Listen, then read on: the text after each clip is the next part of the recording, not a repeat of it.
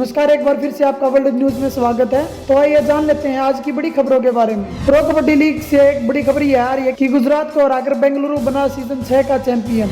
Bengaluru bulls के खिलाड़ियों ने कमाल का प्रदर्शन करते हुए प्रो कबड्डी लीग के 6ठे सीजन का खिताब अपने नाम कर लिया। यहाँ national sports club of India में शनिवार को खेले गए फाइनल मैच में रोहित कुमार की कप्तानी वाली टीम बेंगलुरु ने गुजरात फॉर्च्यून ज्वाइंट्स को 38-33 के अंतर से मात दी। यह बेंगलुरु का पहला खिताब है। बेंगलुरु टीम पहले हाफ के बाद 9-16 से पिछड़ रही थी, लेकिन दूसरे हाफ में उसने शानदार अंदाज में वापसी करते हुए मुकाबला जीत लिया। पवन कुमार सहरावत मैच में स्टार रहे, जिन्होंने 22 रेड अंक हासिल किए। चेन्नई में आरएसएस की चिंतन बैठक में बीजेपी की चुनावी हार, अयोध्या मुद्दा छाए रहने के आसार। राष्ट्रीय स्वयंसेवक संघ चेन्नई में रविवार से 4 दिवसीय चिंतन शिविर का आयोजन करेगा, जिसमें बीजेपी और विश्व हिंदू परिषद सहित इससे जुड़े 30 से अधिक संगठन हिस्सा लेंगे। बैठक में मुख्यतः संगठन के पहलुओं पर गौर किया जाएगा और स्वोट विश्लेषण किया जाएगा, ताकि इन संगठनों को अपने राष्ट्रवादी लक्ष्यों में सहयोग मिले।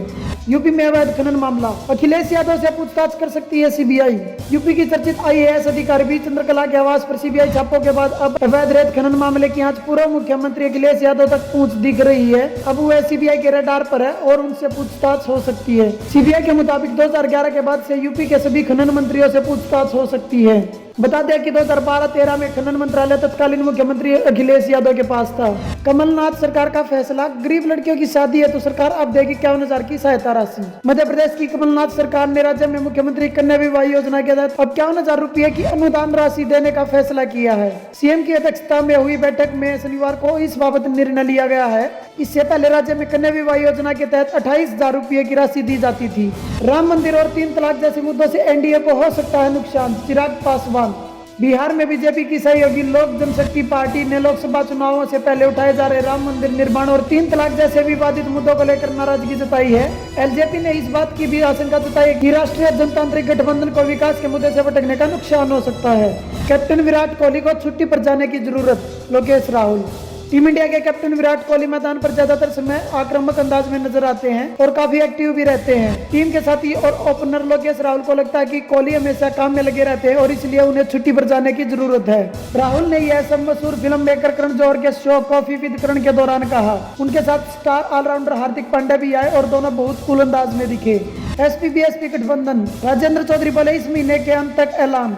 आगामी लोकसभा चुनाव में उत्तर प्रदेश की 80 सीटों पर समाजवादी पार्टी और बहुजन समाज पार्टी के मिलकर चुनाव लड़ने पर सहमति बनती दिख रही है। कहा जा रहा है कि अब दोनों दलों का शीर्ष नेतृत्व अगले हफ्ते सीटों के बंटवारे पर अंतिम दौर का विचार मंथन करेगा। एसपी सूत्रों के अनुसार पार्टी अध्यक्ष अखिलेश यादव 10 जनवरी के बाद बीएसपी चीफ मायावती के साथ अगले चरण की बैठक कर उन सीटों को चिन्हित करेंगे जिन पर दोनों दल अपने अपने उम्मीदवार उतारेंगे। बीजेपी ने लोकसभा चुनाव के लिए नड्डा को यूपी का प्रभारी बनाया, झपाड़िया होंगे सह प्रभारी। बीजेपी ने लोकसभा चुनाव के मद्देनजर शनिवार को केंद्रीय मंत्री जेपी नड्डा और पीयूष गोयल को क्रमशः उत्तर प्रदेश और तमिलनाडु का प्रभारी नियुक्त किया। कुछ दिनों पहले पार्टी ने 17 राज्यों के लिए भी इसी तरह प्रभारियों और सह प्रभारियों की नियुक्ति की थी। पार्टी सूत्रों ने यह भी स्पष्ट किया कि बड़ा राज्य होने की वजह से यूपी में 30 सह प्रभारियों की जरूरत है। लिहाजा गुजरात के नेता और कभी पीएम मोदी के आलोचक रहे गोवर्धन झपाड़िया यूपी में पार्टी के 6 सह प्रभारियों में से एक रहेंगे। FATF की बैठक, टेरर फंडिंग पर पाक की कार्रवाई की होगी समीक्षा। ऑस्ट्रेलिया में चल रही FATF यानी वित्तीय कार्रवाई कार्य बल की 3 दिवसीय बैठक में हिस्सा लेने पाकिस्तान का एक उच्च स्तरीय प्रतिनिधिमंडल पहुंचा है। बैठक में इस बात की समीक्षा की जानी है कि मनी लॉन्ड्रिंग और आतंकवादी गतिविधियों के लिए धन उपलब्ध कराने से रोकने में पाकिस्तान ने कितनी प्रगति की है।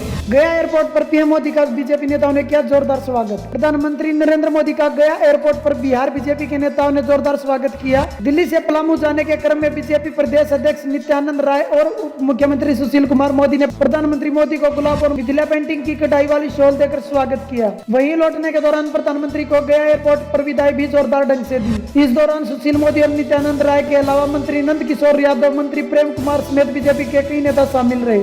इस दौरान सुरक्षा व्यवस्था भी पूरी तरह से मुस्तैद दिखी।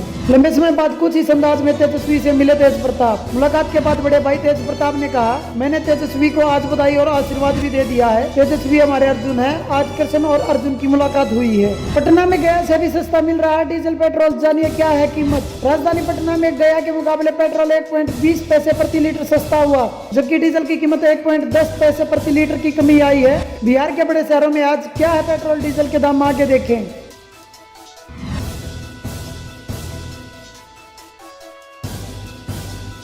मनाली में साल की पहली बर्फबारी, सफेद चादर में ढका सारा शहर।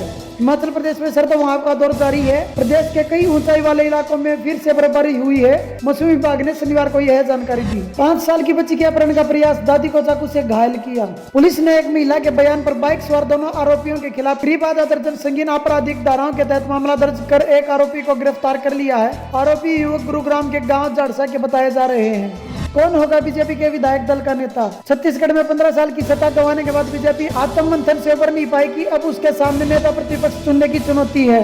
अभी तक यह तय नहीं हो पाया कि बीजेपी के विधायक दल का नेता कौन होगा। यह स्थिति तब है जब बीजेपी के बारे में कहा जाता है कि वह सत्ता केंद्रित नहीं बल्कि संगठन केंद्रित पार्टी है। राहुल का बड़ा हमला, भाजपा राज में किसान संकट में, मोदी किसी की नहीं सुनते।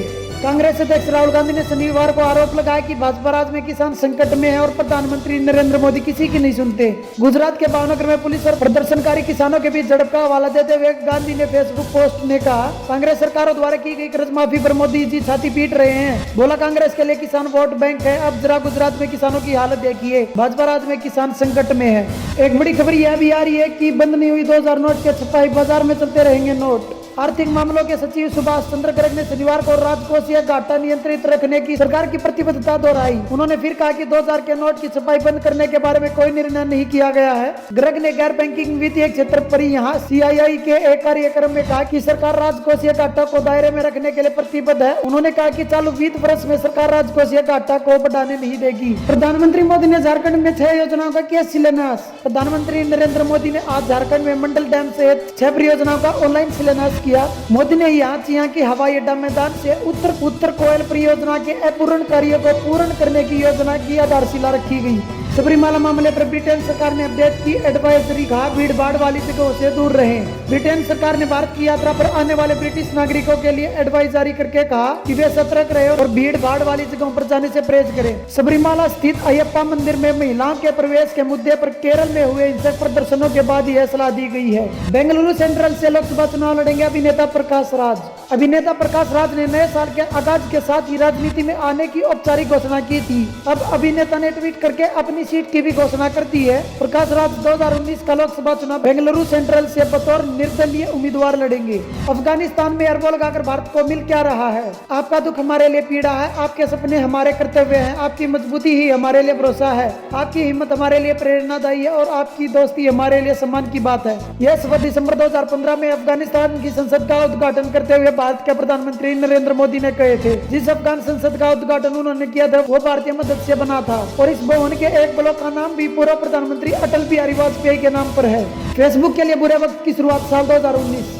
साल 2018 फेसबुक का अच्छा वक्त बीत गया। साल 2019 फेसबुक के बुरे वक्त की शुरुआत। पिछले साल हमने फेसबुक पर कई आरोप लगते देखे, हमने सुना और पढ़ा कि फेसबुक अपने यूजर्स का निजी डाटा बेच रहा है। इस संबंध में फेसबुक के संस्थापक मार्क जकरबर्ग को अमेरिकी सीनेट के सामने सवाल जवाब के लिए हाजिर भी होना पड़ा। फेसबुक ने अपनी गलतियां भी मानी और इन्हें दोबारा न दोहराने के वायदे भी किए। हालांकि तमाम वायदों के बीच लोगों के मन में फेसबुक को लेकर शक तो घर कर ही गया। चीन के राष्ट्रपति शी जिनपिंग ने क्यों कहा जंग के लिए तैयार रहे सेना। चीन के राष्ट्रपति शी जिनपिंग ने कहा कि देश आज संकट का सामना कर रहा है और पीपल्स लिबरेशन आर्मी यानी PLA को युद्ध की स्थिति के लिए तैयार रहना होगा।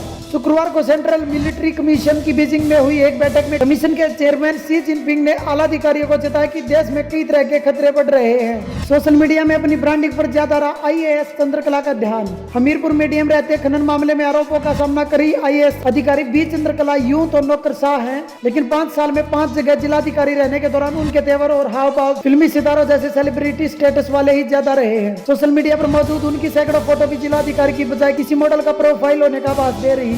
आप छोड़ने के बाद बीजेपी नेता विजय गोयल से मिले HS फुल्का।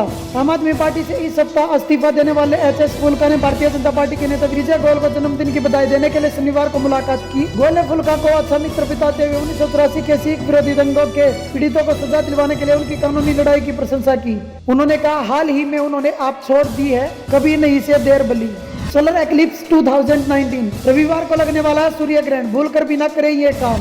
साल 2019 में 3 बार सूर्य पर ग्रहण लगेगा। इनमें सबसे पहला सूर्य ग्रहण साल के पहले महीने 6 जनवरी रविवार को लगने वाला है। भारतीय समय के अनुसार यह 5:04 पर शुरू होगा। इसका समापन प्रातः 9:18 पर होगा। इस ग्रहण की कुल अवधि लगभग 4 घंटे 14 मिनट की होगी। यह ग्रहण धनुराशि और पूर्व आषाढ़ नक्षत्र में होगा। यह आंशिक सूर्य ग्रहण होगा और भारत में दिखाई नहीं देगा, इसलिए सूतक संबंधी नियमों का पालन करने की जरूरत नहीं है।